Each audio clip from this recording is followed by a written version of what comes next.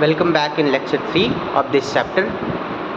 आप लेक्चर 3 में हम क्या पढ़ने वाले हैं? लेक्चर 3 में हम पढ़ने वाले हैं लिमिटिंग रीएजेंट। लिमिटिंग रीएजेंट देखिए, जब आप एक रिएक्शन करते हो और रिएक्टेंट से प्रोडक्ट बनाते हो तो प्रोडक्ट की अमाउंट किसी न किसी चीज़ के ऊपर डिपेंड करते हैं। चलो एक प्रैक्टिकल एग्जांपल से समझते हैं। सपोज़ हमारे पास ये कैमलिन कंपनी की एक मार्कर पेन बनाने की कंपनी है सपोज़, और इस एक मार्कर पेन को बनाने के लिए हमें 20 ग्राम ऑफ प्लास्टिक की ज़रूरत पड़ रही है। यानी हमें इस शेप और साइज़ का एक मार्कर पेन बनाना है और एक मार्कर पेन बनाने के लिए आपको 20 ग्राम ऑफ प्लास्टिक की ज़रूरत पड़ रही है।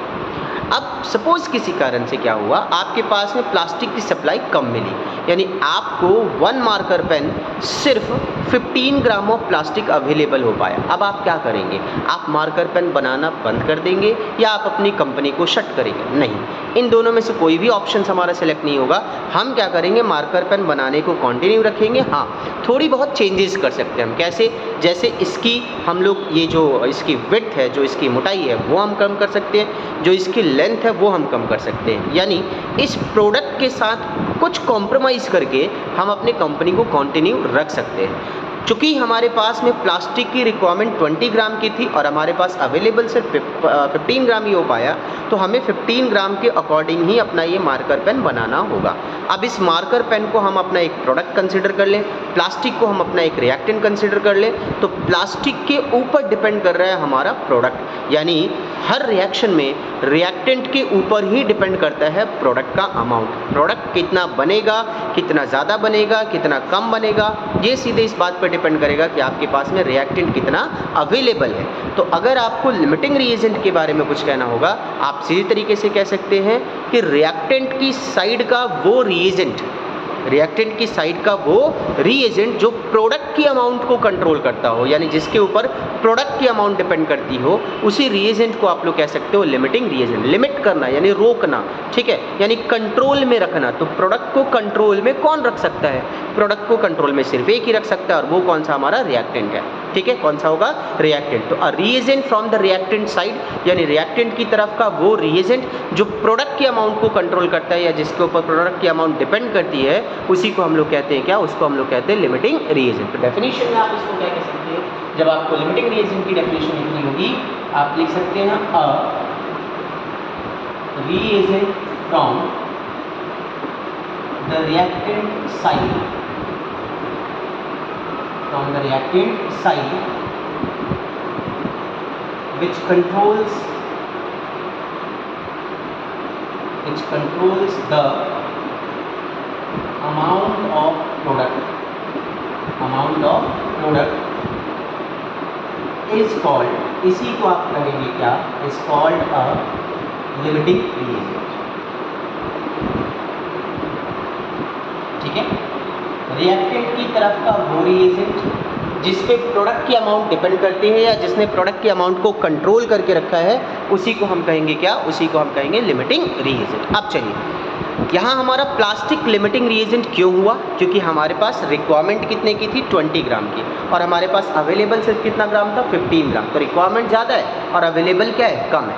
लिमिटिंग रीएजेंट वही हो सकता है जिसकी रिएक्शन में रिक्वायरमेंट होगी ज़्यादा और उसकी अवेलेबिलिटी क्या होगी? कम। तो यहाँ पर याद रख लीजिएगा एक हैशटैग पॉइंट, और हैशटैग पॉइंट क्या है? To be a limiting reagent, to be a limiting reagent the required amount of reagent should be greater than its available amount। जो भी हमारे पास में reagent है, उस reagent की required amount जो होनी चाहिए वो उसकी अवेलेबल अमाउंट से ज़्यादा होनी चाहिए। तो अगर किसी रिएजेंट की रिक्वायर्ड अमाउंट उसकी अवेलेबल अमाउंट से ज़्यादा होती है तो वो लिमिटिंग रिएजेंट है, और अगर रिक्वायर्ड अमाउंट अवेलेबल अमाउंट से ज़्यादा नहीं होती है तो वो लिमिटिंग रिएजेंट नहीं है। तो जब लिमिटिंग रिएजेंट नहीं होगा तो वो क्या होगा? अगला हमारे पास रिएजेंट आएगा क्या? Access reagent.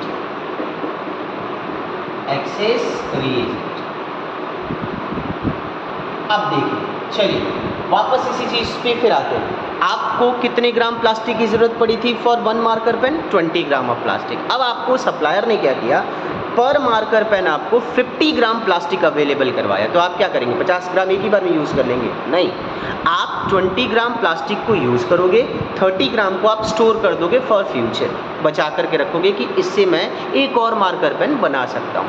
यानी इस कंडीशन में क्या हो गया, इस कंडीशन में हमारी रिक्वायरमेंट हो गई कम और हमारे पास अवेलेबल क्या हो गया, ज़्यादा। तो ऐसे में ये हमारा बच जाएगा, ये हमारा क्या हो जाएगा, बच जाएगा। तो अगर किसी रिएजेंट की रिक्वायर्ड अमाउंट होती है कम और अवेलेबल अमाउंट होती है ज़्यादा, वो रिएजेंट हमारा कहलाता है एक्सेस रिएजेंट। और याद रखिएगा कि access reagent always left in the reaction, हमेशा ये रिएक्शन में बच जाते हैं, यानी हमेशा ये रिएक्शन में इनका कुछ ना कुछ अमाउंट अनयूज्ड रह जाता है। ठीक है, तो एक्सेस रिएजेंट के बारे में आप क्या कह सकते हो, अ रिएजेंट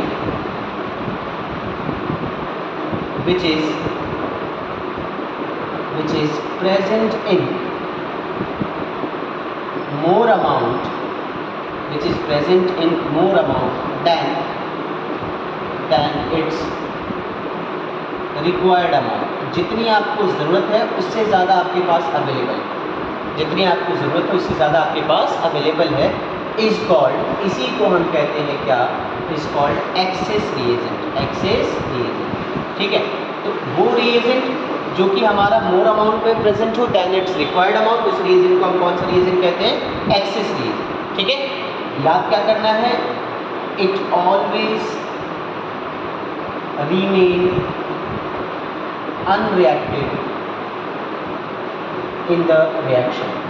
इसकी कुछ ना कुछ अमाउंट जो होगी ये हमेशा अनरिएक्टेड रह जाएगी, यानी हमेशा बच जाएगी रिएक्शन के अंदर, कुछ ना कुछ अमाउंट इसकी हमेशा बची रहेगी रिएक्शन के अंदर। ठीक है, तो वो रिएजेंट जो अपनी रिक्वायरमेंट से कहीं ज़्यादा अवेलेबल हो उसको आप कहोगे एक्सेस रिएजेंट, ये हमेशा रिएक्शन में बच जाती है। लिमिटिंग रिएजेंट पूरी की पूरी कंज्यूम हो जाएगी, लेकिन एक्सेस रिएजेंट आपके रिएक्शन में थोड़ी थोड़ी बच जाएगी, कहीं ना कहीं उसकी कुछ अमाउंट बच जाएगी। ठीक है, तो लिमिटिंग रिएजेंट होने के लिए कंडीशन क्या है, लिमिटिंग रिएजेंट होने के लिए कंडीशन है रिक्वायरमेंट होनी चाहिए कम, अवेलेबल होना चाहिए ज़्यादा। और एक्सेस रिएजेंट होने के लिए कंडीशन क्या है, एक्सेस रिएजेंट होने के लिए कंडीशन आपके पास है रिक्वायरमेंट होनी चाहिए आपके पास में कम और अवेलेबल होना चाहिए ज़्यादा। ठीक है, बात समझ आ गई? दोबारा मैं रिपीट कर रहा हूँ, लिमिटिंग रिएजेंट होने के लिए आपके पास में रिक्वायरमेंट होनी चाहिए ज़्यादा, अवेलेबल होना चाहिए कम, और एक्सेस रिएजेंट होने के लिए आपके पास में रिक्वायरमेंट होनी चाहिए कम और अवेलेबल होना चाहिए ज़्यादा। अब हम नेक्स्ट लेक्चर में इसके न्यूमेरिकल्स को सॉल्व करेंगे।